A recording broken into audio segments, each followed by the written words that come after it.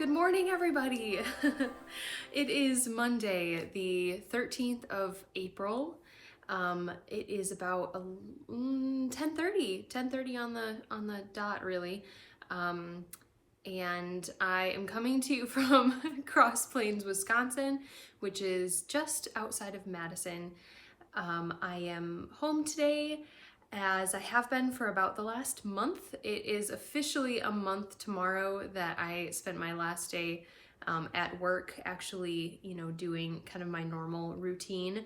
I've been working from home for the last month for Knit Circus Yarns, which is a hand-dye yarn company. If you're not familiar, if you haven't watched before, I write our newsletter, I do social media, and then I'm the store manager.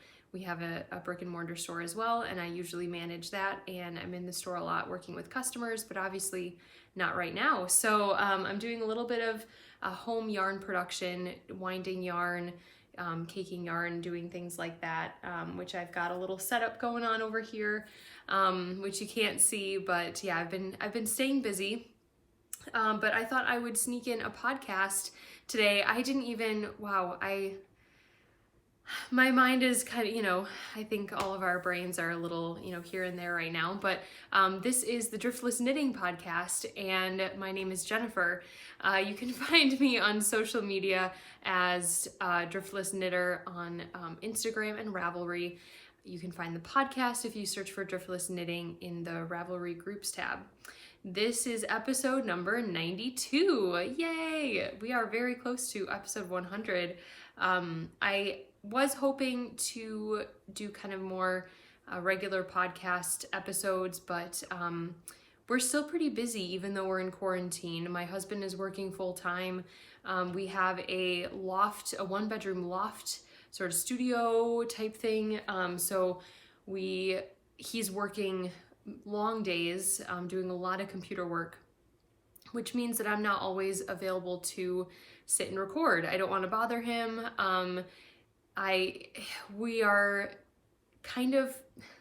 We're together all the time now, which is lovely and wonderful. And I don't think we've really gotten too sick of each other yet, which is great, but it doesn't really give too many opportunities to do things on my own, like record a podcast. This morning, he is actually running to the grocery store.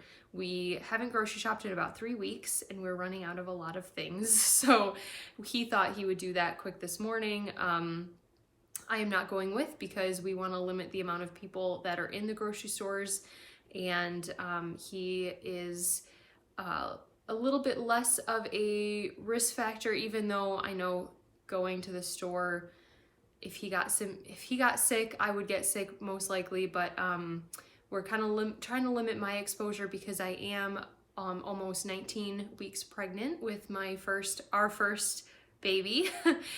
So yeah, I am trying to limit my exposure out there just in case, and so he is going to get more food, because being 19 weeks pregnant, I'm eating everything in sight. So I need to stock up on some of my go-to snacks. It's been interesting being in quarantine and being pregnant, and yeah, I mean, it's been fine. I've been able to, rest a little bit more than I probably would have normally, which is good. But it also kind of stinks that I'm not able to see my friends and family during this time. So hopefully by the time I'm progressing a little bit, further into the pregnancy, we are able to get out a little bit more, see more people. So that's my hope. But anyway, you didn't come to watch this podcast to get baby updates necessarily, but there you are if you did. Today is kind of a gray day. It's pretty cold out there. We had a decent weekend. It was in the 50s on Saturday, which was nice to spend some time outside, but this week we're gonna get kind of cold weather. It's only in the low 30s right now, which is pretty chilly, but I'm cozy at home. I've got my my knitting to keep me busy. I'm of course working. I was working this morning, and I'll do a lot more this afternoon after podcasting, but like I said, I needed to slip this in because it's been about 3 weeks since I saw you guys, so I have a lot to show you. Um, I have a couple finished objects. A couple of these I don't believe I'd even started last time.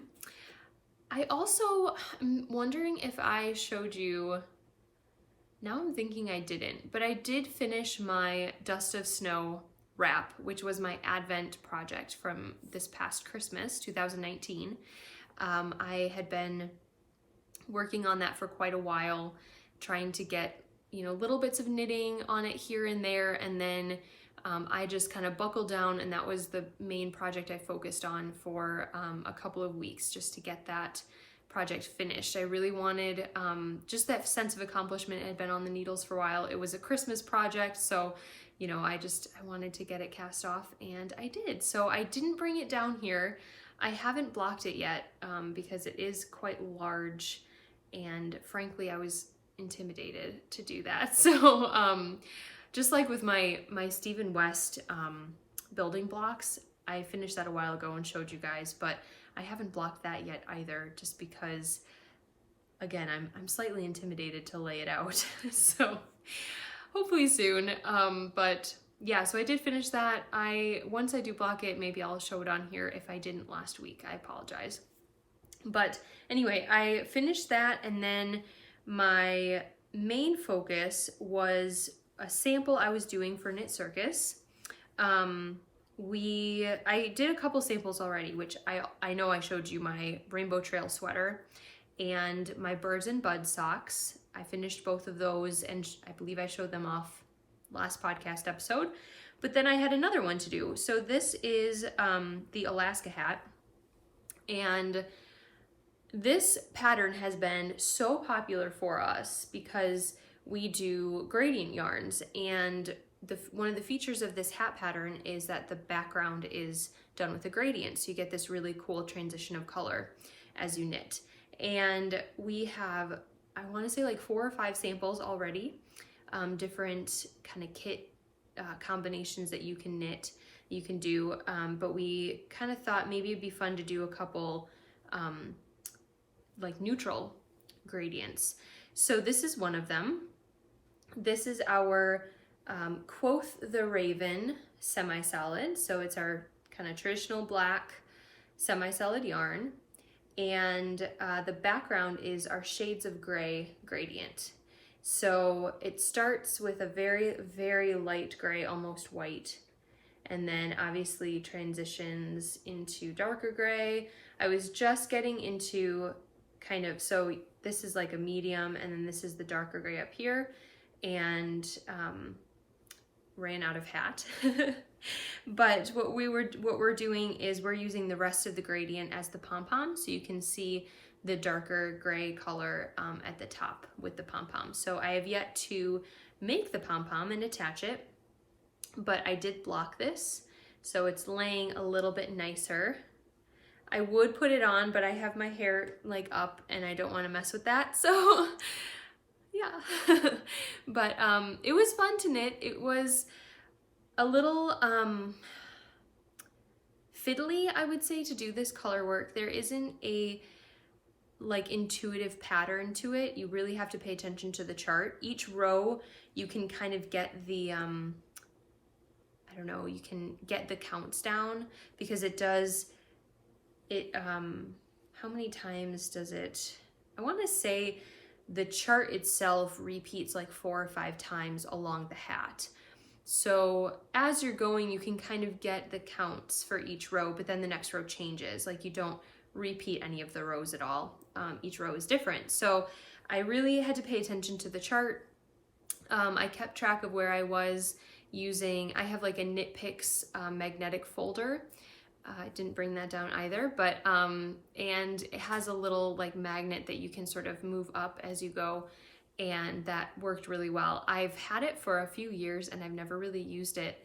I don't do a lot of color work, but I have done a little bit in the last couple years, and I just either forgot I had it or didn't feel like pulling it out. I don't know, but with this, I really wanted to make sure I was paying attention, make sure I didn't have to rip back too many times. And we were kind of cleaning upstairs and I saw it in my like kind of knitting corner, and yeah, it worked out really, really well. So I also couldn't really watch anything while I was doing this, so I would listen to audiobooks or podcasts and just sit and really focus on knitting this hat. So I'm glad I finished it. It was, by the end, I was looking forward to that last row of color work, but I think it turned out really great, and I like the contrast between the black and the gray gradient. And this is a bit of a slouchy hat. It's not really a beanie, but it doesn't slouch too much. This brim is meant to kind of fold like that, so that's why it's extra long. So it does kind of slouch back a tiny bit, but not very much at all. If you wanted to change it into a beanie, you would just do a little bit less knitting, you know, here before you started the decreases, and yeah, that would probably fit quite well. So there's my Alaska hat. Like I said, I don't think that I had started that last time. Another thing I don't believe I started, and I have finished already and blocked, look at me, oh my goodness, is the Kyoto. I'm just looking, I think it's Kyoto, Kyoto sweater. This is by, I have it up on Ravelry on my computer, just behind my setup here. So this is by Lisa Chemery, and it is a little baby sweater. So I started this, I don't know, it went really fast, obviously, because it is a baby sweater, and I really, really enjoyed knitting this pattern. It's such a cool technique. It looks way harder than it actually is. I was reading over the directions the first time, and I was just like, nope, my brain cannot handle this. Like, I set it down, like, when I get to that point, I will figure it out. But for right now, I'm just gonna knit the yoke. I'm just gonna not worry about it. And sure enough, when I got to that point, it was pretty easy. You just have to sort of do it, you know?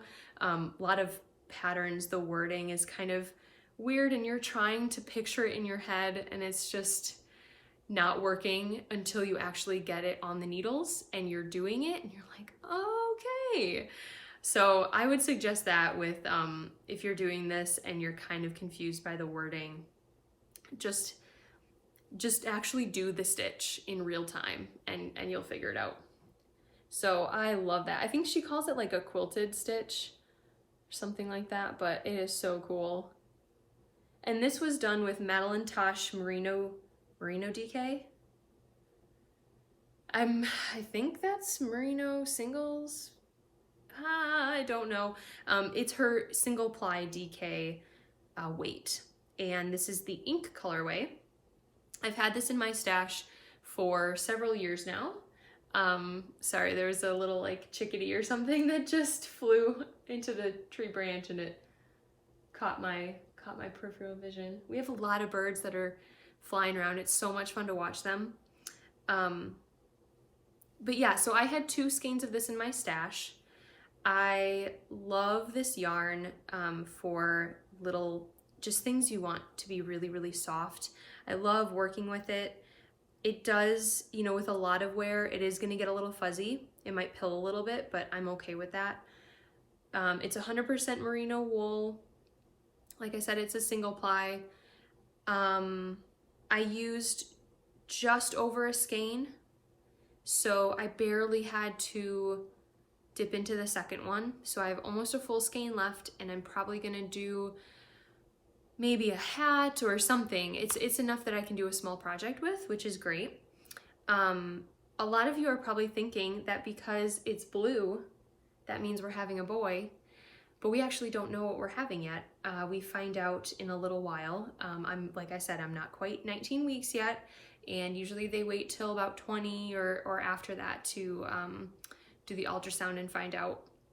So unless you get like a blood test or something, we didn't opt for genetic testing, but a lot of people do, which I think is I mean, it's good to, you know, check and make sure everything's okay. And also it's kind of fun, you get to find out the gender like really early. But we just decided that we were okay waiting until the ultrasound. So yeah, but I love the color blue. I actually think blue is kind of gender neutral, even though this is a dark blue. I would have no problem putting a little girl in a blue sweater. So yeah, that's why I decided to just go for it. I didn't want to wait to knit this. This was like the first baby sweater I wanted to knit, just because I loved the pattern. I loved the little quilted stitch, and I was just excited. So I decided to cast on, and either way, I'm definitely putting our little one in this. What's kind of fun about this sweater too is that it has a little button, I don't know what you'd call this. It's not a buttonhole, but I knit a little I-cord and then sewed it down. So I'll put a button along that like waist area to close it, but it also on the inside has this closure. So I knit 2 I-cords, one on the inside of the right side, so that comes out that way, and then one on the edge of the left, so they kind of overlap and fold, and then you can tie them together. So that is just a little bit more stable than just having the little button on the side. Yeah, and this is I think I knit the 0 to 6 month, or maybe she just says a 3 to 6. Yes, I believe it's just a 3 to 6 month. It looks a little bit big. I wonder if my gauge was off. I didn't really check my gauge, but this would definitely fit a 6-month-old. I think it would be a little bit big on a 3-month-old potentially, unless the kid was larger, which, you know, you never know. Kids grow fast, and sometimes they're like the sizes of baby clothes don't really match the true size of the baby. That's what most people are telling me. So yeah, we'll see if the sizing is true or not, but either way, our baby is due in September, so it'll have plenty of chilly months ahead to wear hand-knit sweaters, so I'm not too worried about that. Okay, so that's it for the finished objects. I have been working on a couple projects, and one of those has half of it is finished. This is, see if I can get a good view of it. I don't have a sock blocker quite big enough, but I decided to cast on a pair of socks for my husband. And I've been wanting to knit him socks out of this yarn for years. This has been in my stash for a really long time. It's a hand-dyed yarn by one of my friends who used to have a yarn dyeing company. She does not anymore, but I just love this color, and I think it is so like woodsy and rustic, and I think it's perfect for him. So I cast on, how many do I have on here? 72 stitches for him. I did a fish lips kiss heel, like I always do, and I did them toe up, again, like I always do, and I just did a 2x2 rib up at the top. I don't know how well you can see that, but, and then a stretchy bind off. And the pattern that I did for this is actually inspired by that baby sweater. So I wanted to do a stitch very similar. It's different. That one sort of alternates which direction they go, so it kind of looks like they're in like little diamonds. So you can see, so it almost looks like a little diamond, like a square, which is what a diamond is turned, I guess. But so I didn't do that with this. I just wanted kind of the V's from that quilted stitch. And I'm thinking about, I want to knit a pair using this stitch that has a little less variegation because I think you'd be able to see it a lot better. But then I'm thinking about writing this up because it is just so much fun to do and gives it such a cool texture. So these are kind of experimental socks, and then I'll do another pair maybe in my size with a less variegated yarn. But I do have the second one started. I started that on Saturday, I want to say. Yeah, I started it right away. I cast that one off Saturday night, and then I cast the toe on that night as well for this one. And I knit on it a little bit yesterday. I didn't get a whole lot of knitting time yesterday. I didn't really feel, I don't know, I felt kind of tired last night, and I don't know, didn't really do a whole lot, but that's okay. We don't always have to be producing something. We don't always have to be productive. We can have a little bit of time where we just sit and watch TV, which feels so weird to me because I'm always working with my hands. I'm always doing something if I'm watching or, you know, sitting mostly.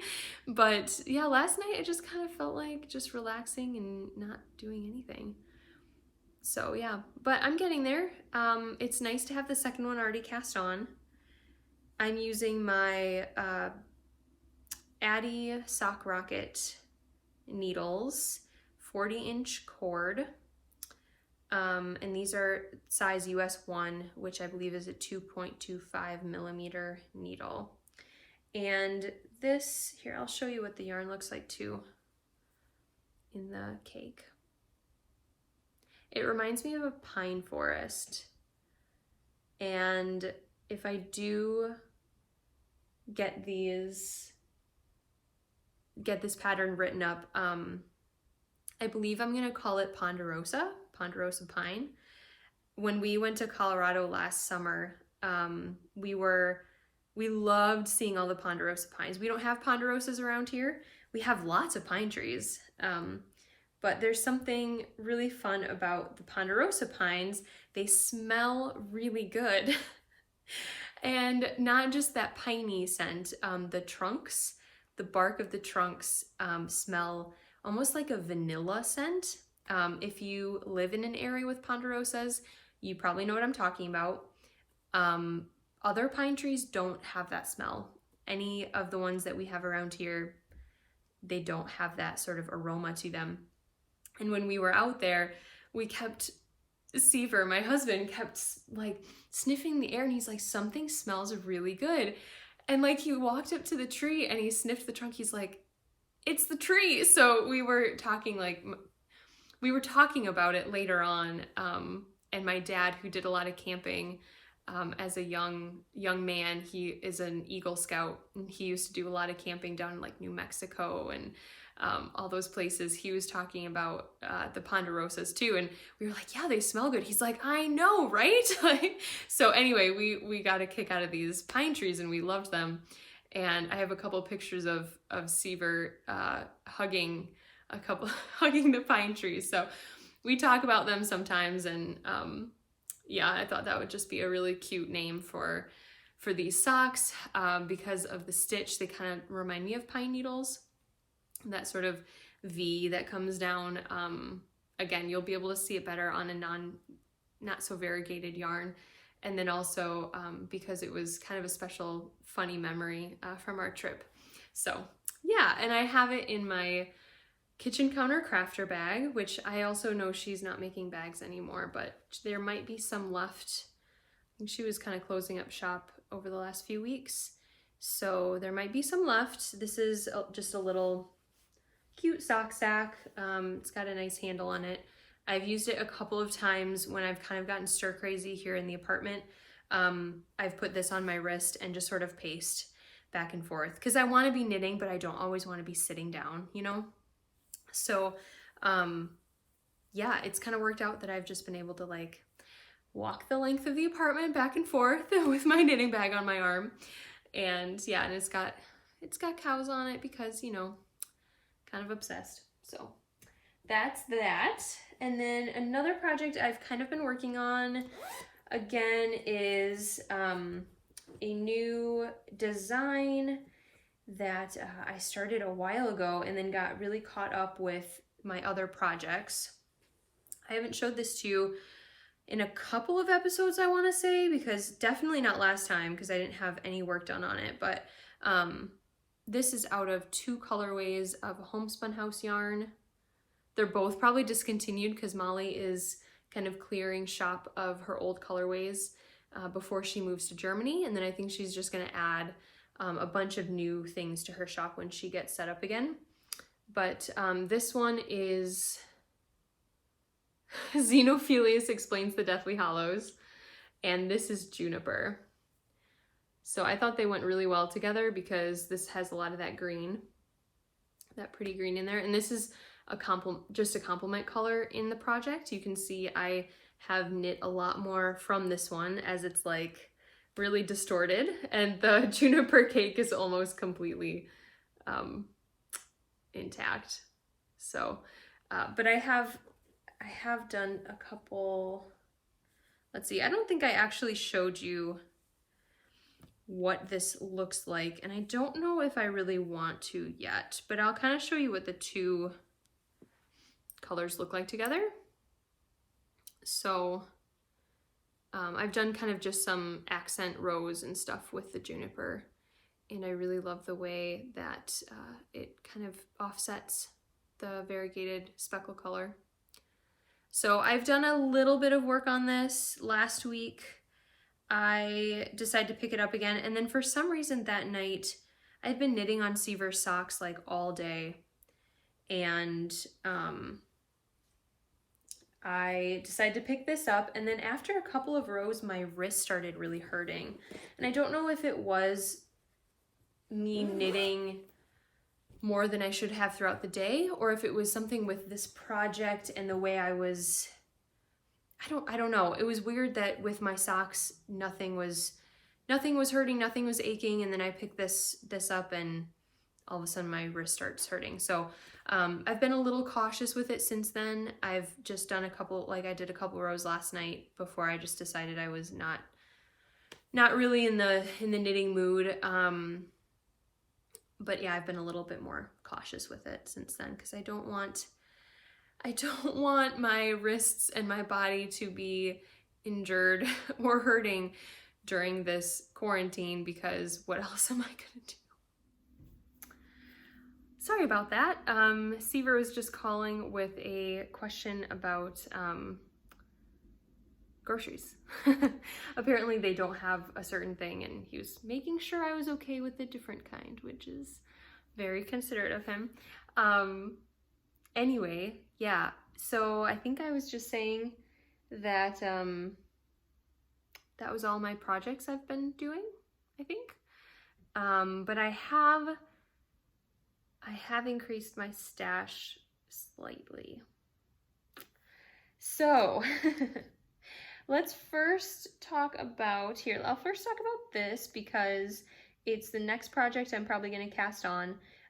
This isn't, I'm not counting this as stash enhancement because it is another sample knit for Knit Circus, and it will go in and out. I didn't pay for it, you know, it's work knitting. But this is our beautiful golden yellow color called Cut the Mustard. And I have 1, 2, 3 of these that I will be knitting a gigantic shawl out of. I can't remember what the shawl's called, but next podcast episode, I will hopefully have some of it cast on and knit. It has a couple charts that are a little more, I don't want to say complicated, but I just have to like pay attention to them. It's a lot of, you know, like eyelet knitting that I need to focus on. So I'm actually having one of my coworkers print it out at the studio.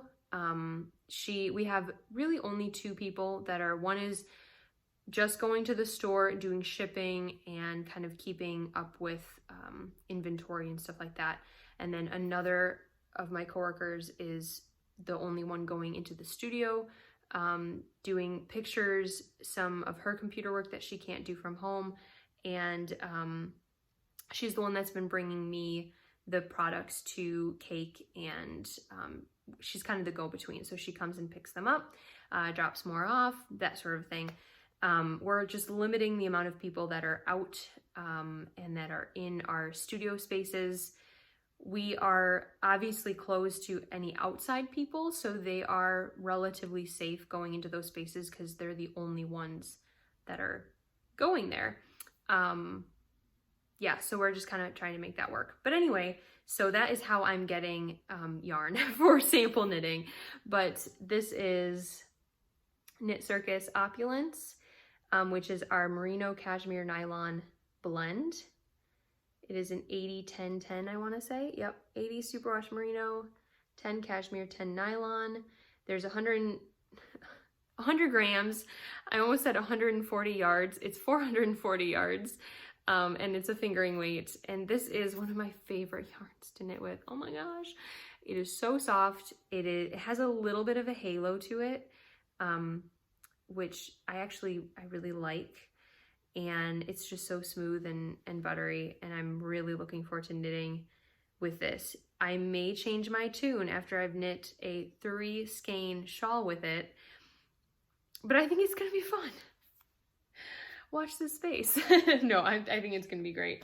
And the color is just gorgeous, so I'm looking forward to that. But yeah, so that came into my possession this week. I will get the pattern printed out, like I said, so I can pay attention to those charts a little bit better, rather than just looking at it on my phone or my computer. There's only so much I want to look at a screen, honestly, and that's why I don't really have an e-reader or anything. I get kind of headaches if I'm looking at a screen too much or if I'm scrolling too much.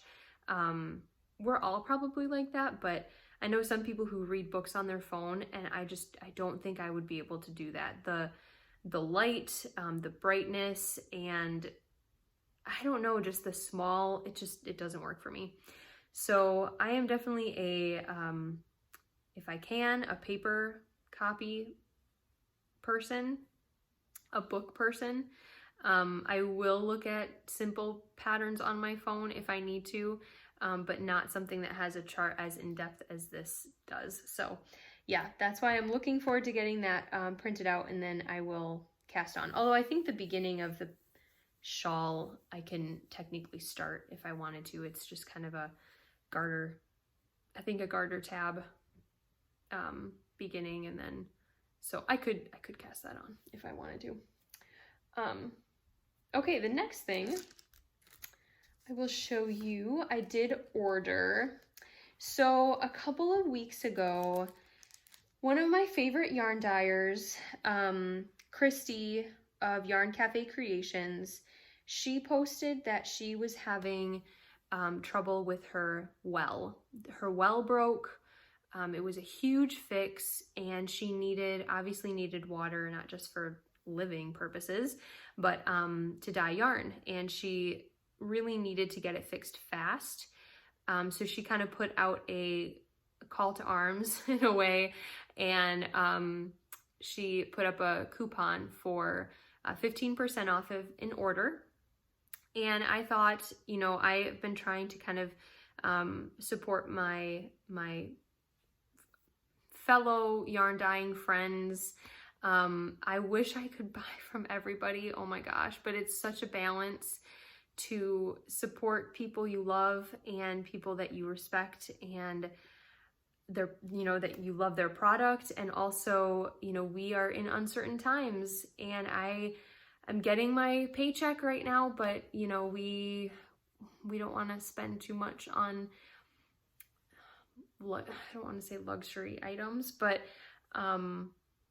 yeah, I want to have a budget, and I want to maybe slowly purchase some things from all of these yarn dyers whose shows have been canceled, and who aren't able to kind of get their product out there like they normally would. So this is one of those purchases, and I did another one over the weekend that I will tell you about in a second because I'm so excited about it.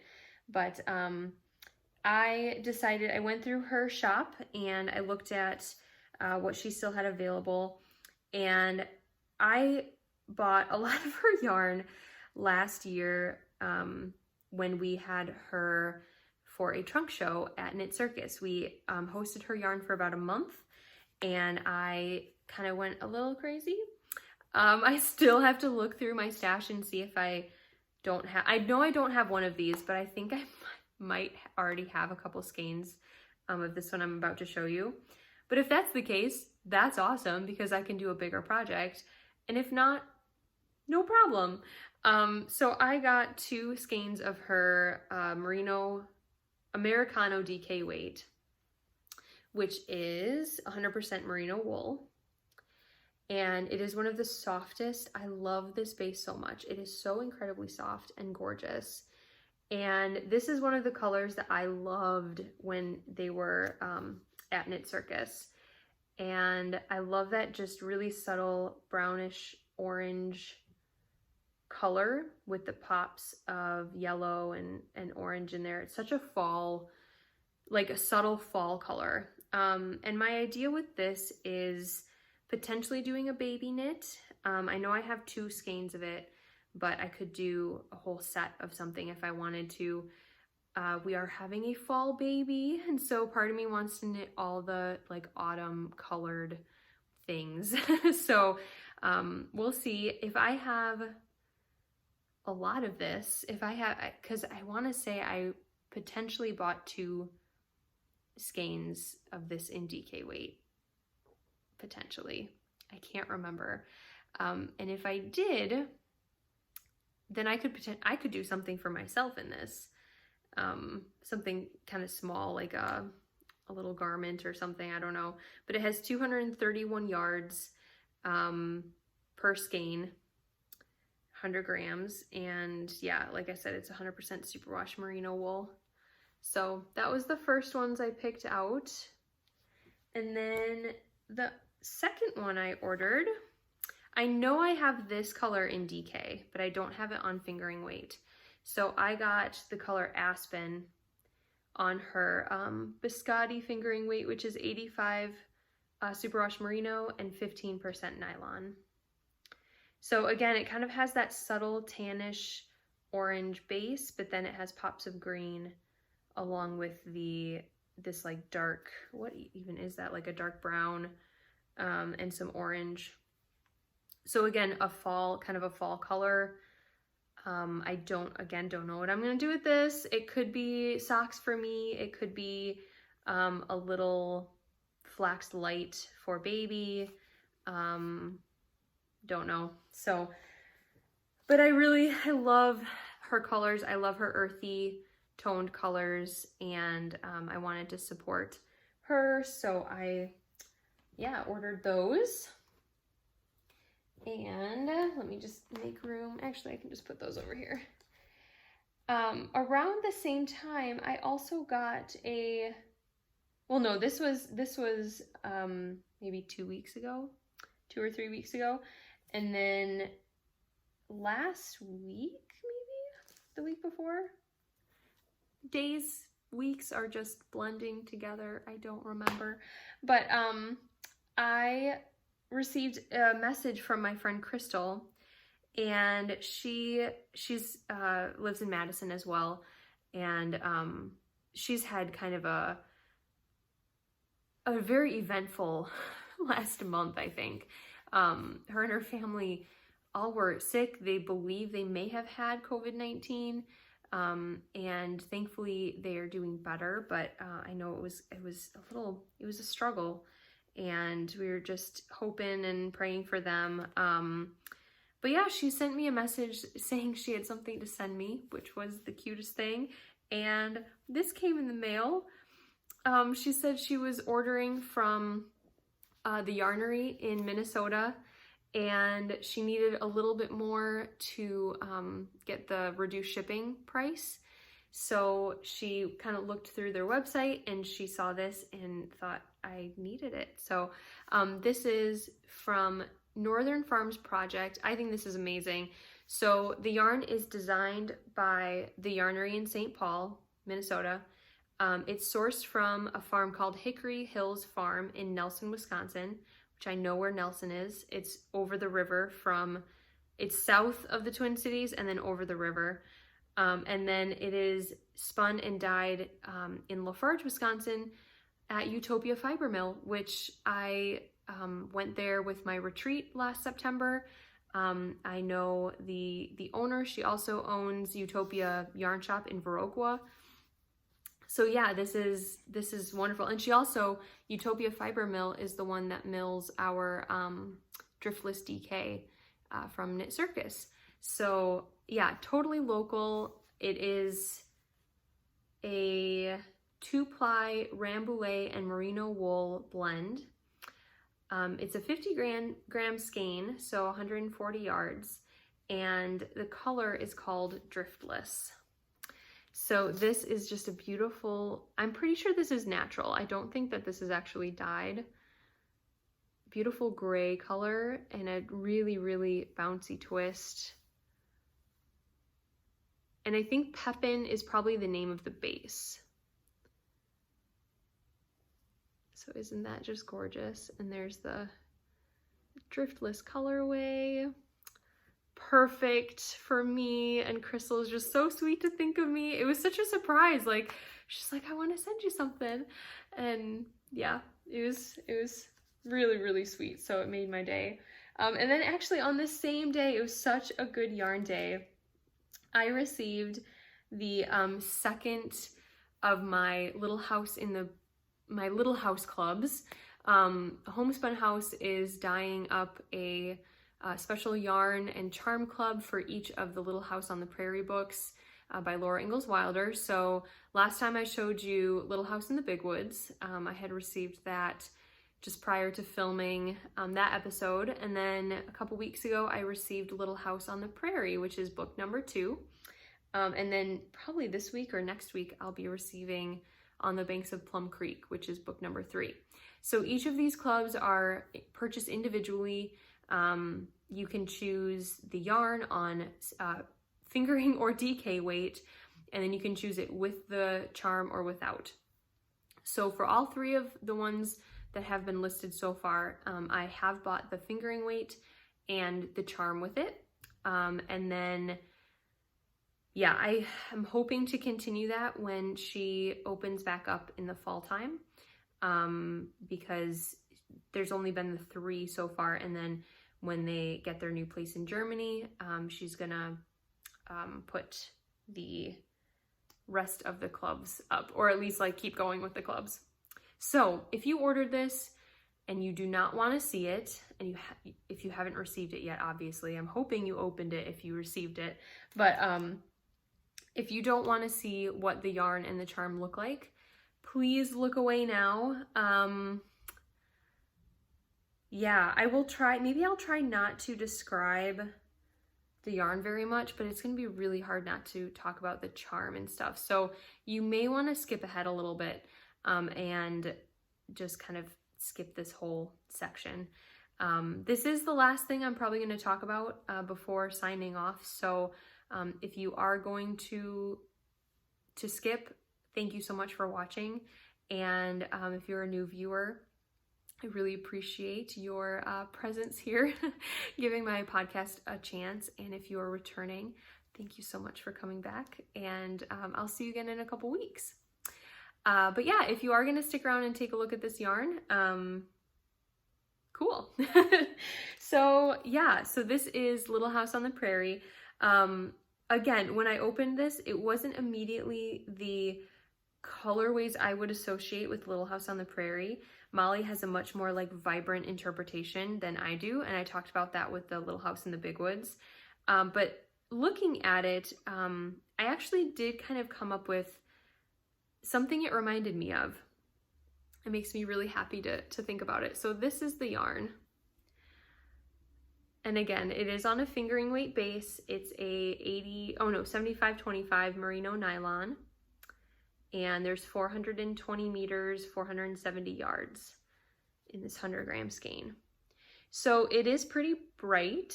It's got like a tan base to it.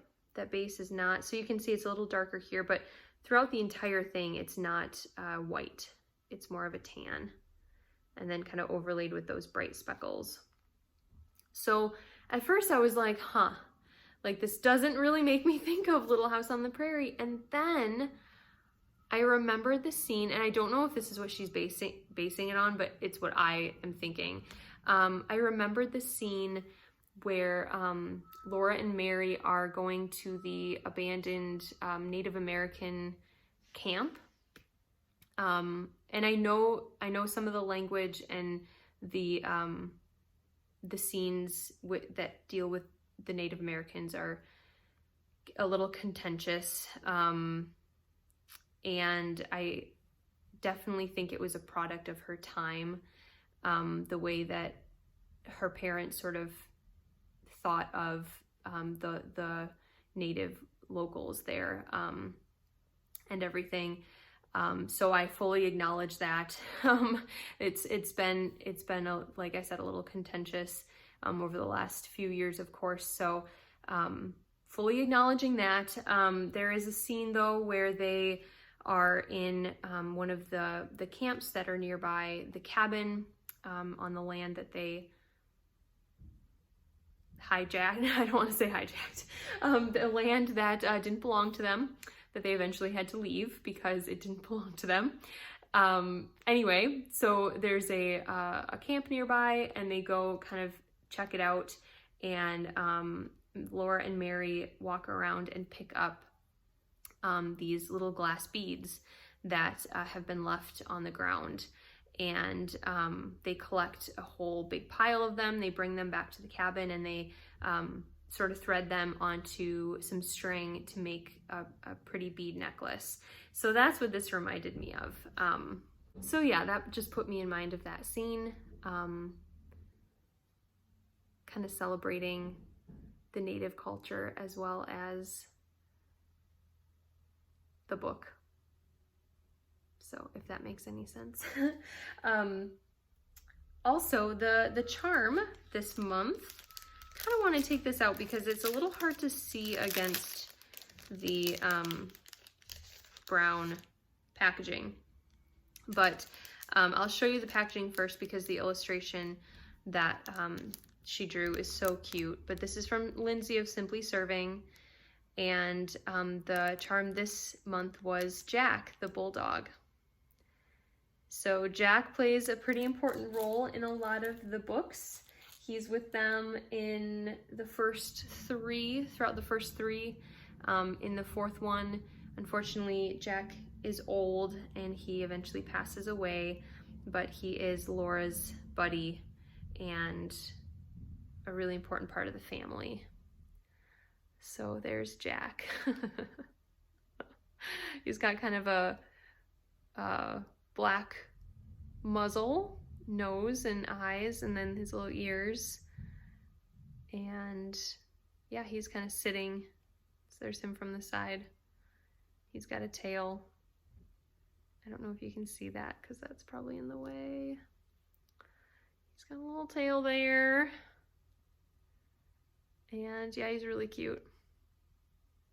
So growing up, I had my family had a brindle colored pit bull mix. And so reading these books, when they talk about the brindle bulldog, you know, brindle is kind of that coloring where it's brown and black and it's kind of mottled. A lot of bull terriers and bulldogs and pit bulls will have, you know, that's one of their colorings that they kind of come in.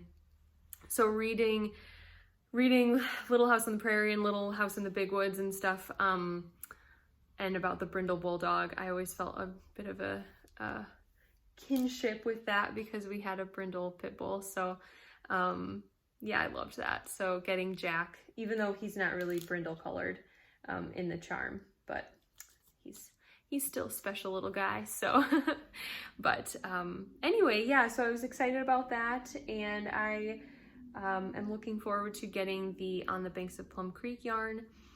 That's one of my favorite books in the series, so I'm looking forward to see what Molly comes up with that. She did do a sock set based on that book, which I also bought, last year sometime. And I haven't worked with it yet, but I want to compare them and see kind of where her inspiration is coming from for the new one, and then kind of what the first one looked like. So that'll be fun. But anyway, I hope you all are doing well despite the circumstances. I hope you are staying home. I hope as much as you can. I know that a lot of people have jobs where they can't, and if that's the case, thank you for continuing to do what you do, and I hope that in other measures you're able to stay safe. Yeah, we appreciate all the nurses, the grocery store workers, the gas station workers, the mail carriers, and everybody else that have these jobs that, yeah, we wouldn't be able to kind of continue society in a way if you guys weren't out there. So thank you for what you do. And yeah, if you are staying home, I hope that you have plenty to knit on, crochet on, new crafts to do, new books to read, favorites to go back to. I know I have been binge watching the Great British Baking Show, even though I've seen all the episodes or all the seasons like 3 times over. It's such a comfort to me. So yeah, if you're visiting old favorites, hopefully those bring you comfort and joy. And thank you so much for watching. I hope to be back in a couple of weeks. Maybe I'll get a free moment at some point to record again. And until then, do things that make your heart happy, stay safe, love your neighbor, and yeah, I'll be doing the same. Thanks so much. Bye.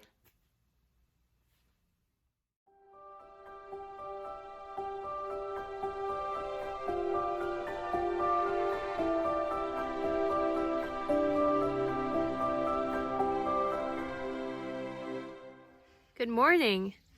It is Sunday, April 5th, and we are picking up trash out in the, oh my gosh, we just found an old, is that an old computer?